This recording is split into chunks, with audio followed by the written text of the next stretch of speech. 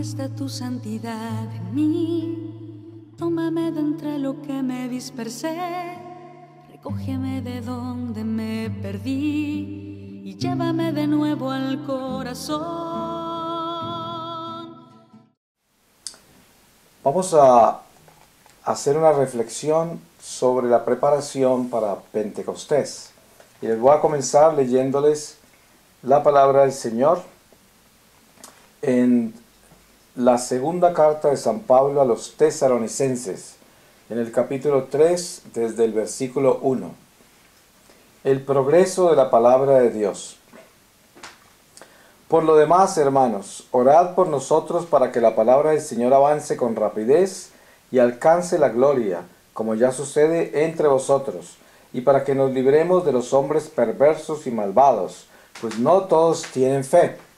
Pero el Señor sí que es fiel, y Él os mantendrá firmes y os guardará del maligno. En cuanto a vosotros, tenemos la confianza en el Señor de que cumplís y que seguiréis cumpliendo lo que os ordenamos. Que el Señor dirija vuestros corazones hacia el amor de Dios y la paciencia de Cristo. Hermanos, os ordenamos en nombre de nuestro Señor Jesucristo que os alejéis de todo hermano que ande ocioso y no conforme a la tradición que recibieron de nosotros. Pues vosotros sabéis bien cómo debéis imitarnos, porque entre vosotros no estuvimos ociosos y no comimos gratis el pan de nadie, sino que trabajamos día y noche con esfuerzo y fatiga para no ser gravosos a ninguno, no porque no tuviéramos derecho, sino para mostrarnos ante vosotros como modelo que imitar. Pues también cuando estábamos con vosotros os dábamos esta norma: si alguno de vosotros no quiere trabajar, que no coma. Pues oímos que hay algunos que andan ociosos entre vosotros sin hacer nada, pero curioseándolo todo. A esos les ordenamos y exhortamos en el Señor Jesucristo a que coman su propio pan, trabajando con serenidad. Vosotros, hermanos, en cambio, no os canséis de hacer el bien.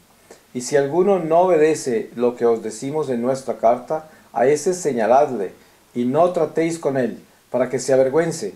Sin embargo, no lo consideréis como un enemigo, sino corregidle como a un hermano. Pues yo podría decir que nosotros escuchamos mucho del Espíritu Santo, y seguramente algunos de ustedes tienen experiencias carismáticas, donde el Espíritu Santo se mueve en una forma particular y se dan testimonios de esos movimientos a través de sanaciones, de liberaciones de algunas personas que están oprimidas por espíritus, obsesas. A veces personas que tienen graves problemas espirituales son sanadas por las manifestaciones del Espíritu Santo en la oración de la congregación, en la alabanza.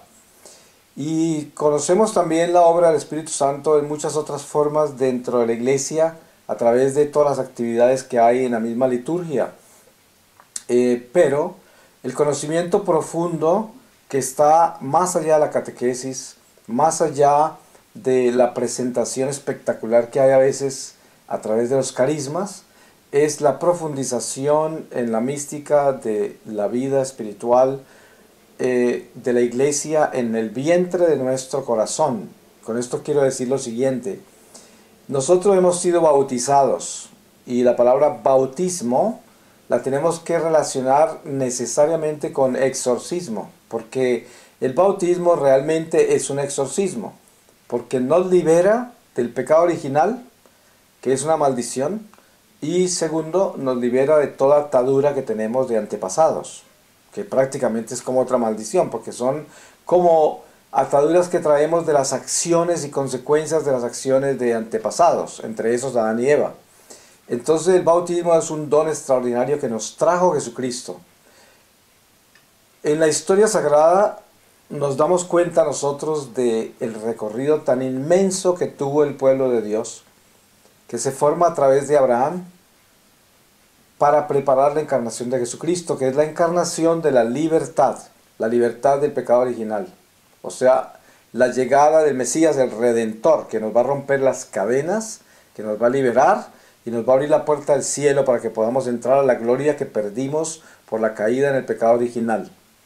Esto todo suena increíblemente extraordinario, y además damos testimonio de que es verdad, no solamente porque es nuestra fe, sino porque tenemos suficientes testigos de la fe de que esto es un hecho extraordinario que lo presentó Dios mismo hecho hombre en Jesucristo, y no es algo que nos imaginamos, sino algo que sucedió, algo que es real.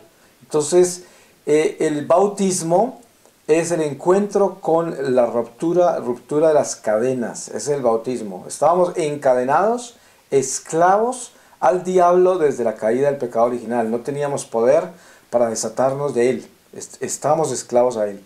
Cuando el Señor toma a Abraham, ya anciano, pero que había nacido para esta misión, y lo inicia, lo saca de su país y se lo lleva a unas tierras lejanas, y lo inicia en esa jornada misteriosa, una tierra desconocida, una aventura y una misión desconocida, donde empieza el Señor a formar de él, del vientre de una mujer estéril que era Sara, su esposa, a formar de él un pueblo que iba a ser tan numeroso que no se podía contar. Y inicia como padre de la fe toda esta preparación de un pueblo, que es el pueblo judío, que lo saca del pueblo pagano, del mundo como común y corriente, y forma una sangre especial que la limpia a través de una pedagogía y una disciplina extraordinaria. El pueblo de Dios, Dios lo forma, lo prepara por siglos, para traer en esa sangre, no solo primero la Virgen María, o sea que ellos tienen que limpiar a Eva en ellos mismos. Por eso Él escoge ese pueblo judío que lo forma, y lo llama judío porque sale de Judá, y Judá sale de los patriarcas. Entonces tenemos que entender que Israel, todos estos nombres que salen de los patriarcas que nacen de Abraham, porque de Abraham sale Isaac, de Isaac sale Jacob, de Jacob salen todos estos patriarcas donde nosotros establecemos las tribus de Israel, y se forma y se prepara una sangre que la limpia el Señor de todas las otras sangres, para que en esa sangre se purifique Eva, y de esa sangre saca la Virgen María, porque es una preparación de un pueblo que lo tiene que limpiar de toda clase de maldad. Y no es que la sangre de los judíos haya quedado inmaculada y haya quedado sin pecado, no es eso, pero la preparó para sacar de esa sangre a la Virgen María sin mancha, de esa sangre, el sacrificio de siglos y siglos del pueblo de Dios que fue disciplinado por Dios hasta el punto de que esa sangre no podía mezclarse con nadie, no podían comer lo que querían, sino lo que Dios les decía. No podían hacer lo que querían, por eso les dio después a través de Moisés los mandamientos, las leyes que les dio para que ellos estuvieran regidos por esas leyes hasta que naciera Jesús. Ya cuando nace Jesús, esa ley ya no queda válida, sino que entra la nueva alianza, que es la sangre del Señor, y quedamos libres de la ley y libres del pecado original. Entonces aquí viene el Espíritu Santo. Jesús vive 33 años entre nosotros y viene a redimirnos en esa misma carne que Él tomó de la muerte. Cuando Él resucita, entonces derrota la muerte. Pero vivimos a partir de eso la nueva creación en Jesucristo, que es la economía de la salvación, que tiene que cumplirse, que es un plan de Dios que se cumple hasta la llegada, la segunda venida de Jesús. Esto es un misterio que no lo pudiera aclarar yo en pocas palabras aquí en este corto tiempo, pero le estoy dando un recorrido suficiente para llevarlos al Espíritu Santo, para que tengan un poco de historia. La historia es mucho más larga, hay muchas más cosas que contar, pero ustedes deben leerse bien esa historia sagrada en el Antiguo Testamento para que puedan complementar lo que yo les estoy diciendo. Y muchos de ustedes ya lo saben, pero lo deben complementar. Entonces, Jesús, durante su vida pública con los apóstoles, les dice muchas veces: yo tengo que irme para enviarles el Paráclito, o sea, el Espíritu Santo, y Él vendrá a acompañarlos todos los días de sus vidas, y les dirá a dónde tienen que ir, qué tienen que decir, y les recordará todo lo que yo les he dicho. Esto es muy importante entenderlo. ¿Por qué? Porque cuando uno lee las Escrituras, especialmente el Nuevo Testamento, lo primero que la razón le da a uno es: ¿cómo hicieron los apóstoles para acordarse con tanto detalle todo lo que Jesús dijo, palabra por palabra? ¿Cómo hicieron ellos para acordarse de tanta cosa tan exacta?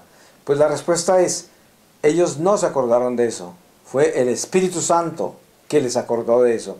Entonces aquí venimos a entender la acción del Espíritu Santo. Primero, una acción de exorcismo, porque nos libera, nos desata de la ley del pecado, porque es el pecado original. Y también nos libera de la ley judaica, mosaica, o sea, de la ley que Dios estableció a través de Moisés para preparar la encarnación del Señor. Ya cuando el Señor nace, esa ley se llegó a la plenitud. Por lo tanto, ya es la alianza, la nueva alianza, que es la sangre del Cordero que paga por nosotros todos nuestros pecados, y quedamos libres de la ley y quedamos libres del pecado. Entonces, eso no quiere decir que quedamos sin pecado, pero quedamos libres de la esclavitud del pecado. Quiere decir que en Cristo, si nosotros lo aceptamos como nuestro Señor y le obedecemos a Él todo lo que Él nos ha enseñado, estamos libres del pecado, porque podemos sujetar el pecado en obediencia al Espíritu, por el Espíritu Santo que Jesús nos dio a través del Paráclito que nos manda en Pentecostés. Entonces aquí está el misterio. Después de que Jesús asciende al cielo, envía a los apóstoles y a todos los que estaban tan cerca de Él, incluyendo su propia madre, a que lo esperaran en el mismo salón, en el segundo piso ese, en el cuarto de arriba, como lo llaman, donde Él estableció la Eucaristía en la última cena, donde se reunió para esa Pascua con ellos, y los manda a esperar allá hasta que llegara el Paráclito, y pasan 9 días. De ahí sale la novena, en la cual se funda la iglesia, realmente. Ahí empieza la iglesia, porque a pesar de que la iglesia estaba en formación desde toda la encarnación del Señor y también desde todo el pueblo judío que preparó la encarnación del Señor, ya la iglesia estaba en formación, porque nosotros somos la continuación del judaísmo. O sea, la iglesia comienza en Abraham realmente. Entonces, pero ya la iglesia cristiana, en la encarnación de Jesucristo, que es nuestra iglesia católica, comienza realmente en su plenitud en Pentecostés, en el cuarto de arriba. Ahí se preparan 9 días, por eso las novenas. O sea, la iglesia comienza con una novena, 9 días, que es de la ascensión del Señor a la llegada del Espíritu Santo, que es el 9º día. Pentecostés. Llega el Espíritu Santo en forma de lenguas de fuego, tiembla la tierra, pasan cosas extraordinarias. Ellos tienen una iluminación de conciencia tal que quedaron llenos de sabiduría. Y ya conocen ustedes por los Hechos de los Apóstoles el discurso de San Pedro, que se asoma por el balcón y le habla a miles de personas que estaban reunidas en Jerusalén de todas maneras por las fiestas que habían, y más de 5.000 personas lo escucharon y se convirtieron también en ese día. Vale la pena que revisen de nuevo ese pasaje de los Hechos de los Apóstoles, que se llama Pentecostés, la venida del Espíritu Santo. Depende de la traducción que lean. Así de que es importante anotar que a partir del momento en que llega el Espíritu Santo notamos estos cambios. Primero, Jesús resucitó y estuvo 40 días entre los apóstoles, apareciéndoles muchas veces, pero ninguno de los apóstoles tuvo el poder, ni las mujeres, ni los discípulos que eran amigos del Señor, tuvieron el poder de ir a decirle a nadie que Jesús había resucitado. Tenían miedo, no se atrevían de asomarse por el templo ni por ninguna parte en Jerusalén, porque todavía estaban acobardados, a pesar de ver al Señor resucitado. Cuando llega el Espíritu Santo, lo primero que vemos aquí es Pedro, que no se ha asomado a ninguna parte a decirle a nadie nada de Jesús, aparece en una ventana hablándole a todo el mundo, y la gente que estaba ahí pensaban que estaban borrachos, porque eran tan extraordinario lo que estaba pasando, que decían eso no es normal. Además sabían que estos hombres eran hombres ignorantes. ¿De dónde sacan eso? ¿De dónde está sacando ese discurso? Eso era algo totalmente insólito para ellos. Y mucha gente, la que lo estaba escuchando, era gente educada, gente que conocían que estos eran ignorantes. Entonces ahí viene la primera transformación. ¿Cuál es la transformación? Ese espíritu de miedo que tenían se fue y llegó a un espíritu de fortaleza, Espíritu Santo. Y perdieron el miedo, perdieron el respeto humano y tomaron el celo de Dios, el celo de la iglesia, la fuerza del Espíritu Santo para llevar la verdad hasta morir, sin importar las consecuencias de lo que les puede pasar. Eso ni siquiera lo pensaban ya. Ese miedo se acabó. Y cuando lean los Hechos de los Apóstoles se dan cuenta que a partir de ese momento los apóstoles se regaron por toda la Judea a hablar de Jesucristo en todas partes. y los prodigios y señales los acompañaron. La sanación de enfermos extraordinarias, la liberación de posesos, resucitación de muertos, multiplicación de comida, de panes, todo lo que Jesús hizo y mucho más hacían ellos en toda parte. Y obviamente esto trajo persecuciones y trajo muchas cosas, y martirio. Pero ahí es cuando empezamos a entender lo que es el Espíritu Santo y la fuerza del Espíritu Santo. Ahora vamos más adelante ahora, porque esto es muy rico en información, pero nosotros no tenemos el tiempo para eso ahora. San Pablo está presente cuando sacrifican el primer mártir, que es San Esteban, que era uno de los 7 diáconos que los apóstoles escogieron para que se encargaran de los oficios de distribución de los dineros y todo eso, para que los apóstoles pudieran dedicarse solo a predicar. Entonces San Esteban lo matan, lo apedrean, y San Pablo está ahí presente ese día. Desde ese día San Pablo se convierte en un perseguidor espantoso del cristianismo. Y ya saben ustedes que yendo hacia Damasco a arrestar cristianos, se le aparece el Señor, queda ciego por 3 días, llega un profeta, Ananías, le impone manos y empieza la vida de San Pablo. San Pablo encontró a Jesús cara a cara en persona, le habló el Señor, se le apareció después y le infundió en su corazón todo el conocimiento que tenían los apóstoles, que habían recogido en 3 años de vida pública. Y San Pablo, sin nunca haber estado con el Señor, aparece con el mismo conocimiento de los apóstoles. ¿Por qué? El Espíritu Santo. Ahí está la fuerza del Espíritu Santo. Y la promesa del Señor que vendría a estar con nosotros todos los días de nuestra vida. San Pablo es el mejor ejemplo de eso. San Pablo prueba que eso es verdad porque él visita a Santiago y a Pedro en Jerusalén, y ellos aprueban de que lo que San Pablo tiene es auténtico. Y saben que es obra del Espíritu Santo. Y así, ese Espíritu Santo lo repartieron por toda la Judea bautizando. Y todos recibían a quienes se les imponían las manos y los bautizaban.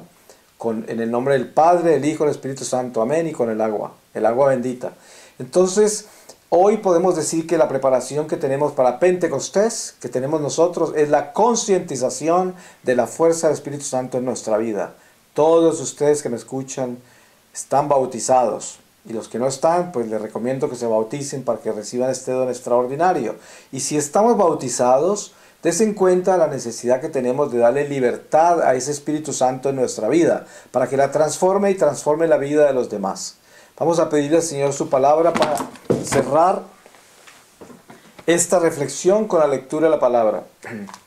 Y les voy a leer de la carta de San Pablo a Tito. Y les voy a leer del capítulo 3 desde el versículo 1 y dice: recuérdalas que estén sujetos a los gobernantes y a las autoridades, que les obedezcan, que estén dispuestos a hacer el bien, sin injuriar a nadie ni darse a las discordias, sino que sean modestos, dando muestras de comprensión con todos los hombres. Pues también nosotros éramos en otro tiempo insensatos, desobedientes, extraviados, esclavos de las concupiscencias y diversos placeres, viviendo inmersos en la malicia y en envidia, aborrecibles y odiándonos unos a otros. Pero cuando se manifestó la bondad de Dios nuestro Salvador y su amor a los hombres, nos salvó, no por las obras justas que hubiéramos hecho nosotros, sino por su misericordia, mediante el baño de la regeneración y la renovación en el Espíritu Santo, que derramó copiosamente sobre nosotros por medio de Jesucristo nuestro Salvador, para que, justificados por su gracia, fuéramos herederos de la vida eterna que esperamos. Verdadera es esta doctrina, y quiero que en ella te mantengas firme, para que los que ya han creído en Dios pongan empeño en que se les reconozca por las buenas obras. Esto es bueno y útil para los hombres. Pues aquí nos confirma el Señor todo lo que estamos hablando. Que el Señor los bendiga, los proteja, los llene del Espíritu Santo en este Pentecostés y el resto de sus vidas. Amén. Tú eres el agua viva.